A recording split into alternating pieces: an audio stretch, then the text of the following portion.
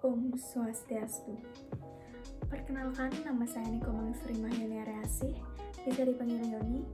Saya dari kelas 10 MIPA 1, absen 27, akan menjelaskan tugas 1, yaitu tentang wirausahawan sukses dalam menjalankan usahanya. Saya mengambil kisah dari pengusaha muda yang terlahir miskin dan keluarga broken home, tapi sekarang memiliki pabrik pribadi. Saya mendapat cerita ini dari sebuah podcast di YouTube. Kenapa sih saya memilih cerita ini? Karena zaman sekarang di pandemi ini banyak orang yang susah mencari pekerjaan, apalagi yang broken home. Nah, semoga dari cerita saya ini menumbuhkan motivasi para generasi muda untuk maju dan sukses. Seseorang Nadia yang sudah broken home sejak kelas 2 SD, mama dan adiknya ke Manado, sedangkan Nadia dan ayahnya tinggal di Bandung. Nadia memiliki tujuan hidup, yaitu ingin menghidupi keluarganya dan mengembalikan kembali keluarga yang semula. Jadi Nadia berusaha mencari di internet, di YouTube, sumber media sosial lainnya. Nadia menemukan orang terkaya di dunia 100 rata-rata bekerja sebagai wirausahawan, sebagai pengusaha. Nah, dari sanalah muncul keinginan Nadia ingin menjadi pengusaha.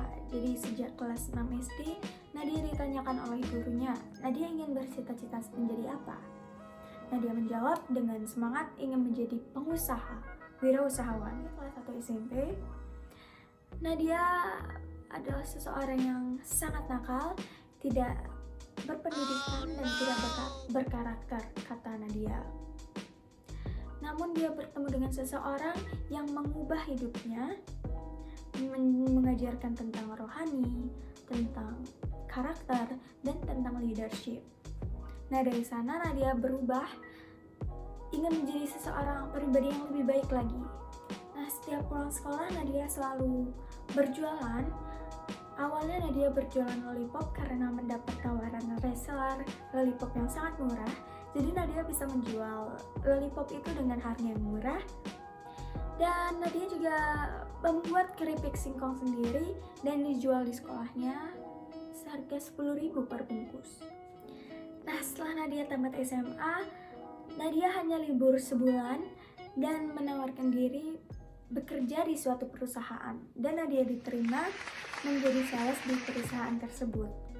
Jadi Nadia menentukan target di perusahaan itu. Selama setahun Nadia harus menjadi manajer, dan setelah itu keluar dari perusahaan itu dan membuat usaha pribadi sendiri. Nadia ini sangat berbeda dari pegawai lainnya. Nadia bekerja dari jam 7 pagi hingga jam 1 subuh, bahkan pernah sampai jam 3 subuh. Sehingga di umurnya dia 18 tahun, dia sempat menjadi manajer di suatu perusahaan itu selama 8 bulan.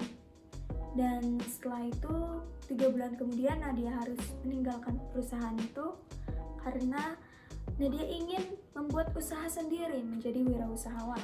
Nadia mencoba berkeliling-keliling mencari pabrik, dan akhirnya Nadia bertemu di suatu pabrik terbesar di daerah itu, yaitu pabrik susu. Nadia bertemu dengan manajer di sana.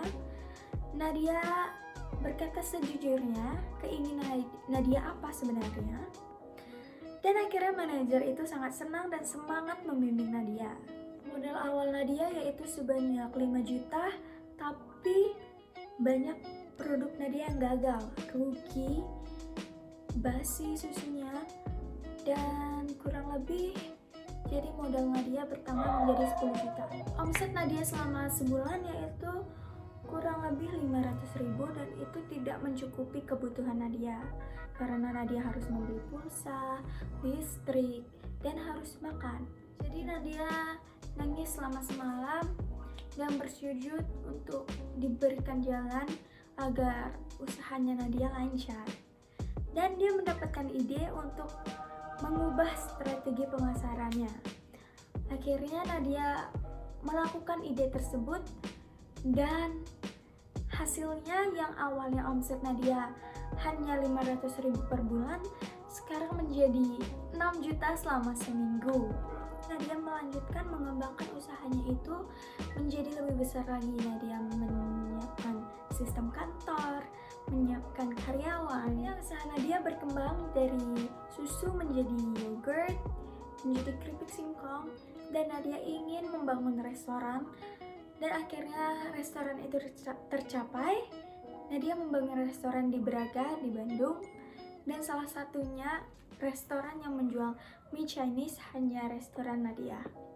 Selama 4 tahun lamanya Nadia berusaha, sehingga Nadia sekarang memiliki 4 usaha dan 100 karyawan. Wah, sangat hebat bukan? Yang dulunya hanya menjual 20 pieces per bulan, sekarang bisa menjual kurang lebih 20.000 pieces per bulan, dan menjual keripik singkong kurang lebih 15.000 per bulan.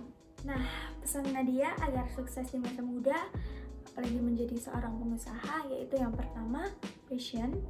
Kalian harus yakin memiliki passion di bidang pengusaha. Dan yang kedua adalah mental. Kalian tidak boleh gengsi atau malu tidak bisa mengikuti perkembangan zaman. Jadi kalian harus bangun fondasi yang kuat, nikmati prosesnya, jalani prosesnya hingga kalian bisa sukses. Jika kalian mulai dari 0 hingga ke level 10, kalian tahu bagaimana pahitnya, bagaimana senangnya, kalian tahu prosesnya. Nah, jika kalian gampang naik langsung ke level 10, kalian tidak tahu bagaimana proses di awal. Nah, misalnya kalian nanti tiba-tiba jatuh ke level 1, kalian tidak tahu bagaimana cara bangkitnya lagi. Menurut Nadia, kesuksesan di masa depan atau keberhasilan bukan tergantung dari masa lalu. Jadi tergantung kita berusaha seberapa, dan itu yang akan kita dapatkan. Jadi kita terlahir tidak sempurna, cacat, atau broken home, miskin, itu tidak menjadi masalah. Jika kita meninggal dengan keadaan yang miskin, berarti kalian yang bermasalah. Sekian cerita dari saya mohon maaf apabila ada hal yang kurang berkenan. Saya tutup dengan Parama Santi. Om Santi Santi Santi Om.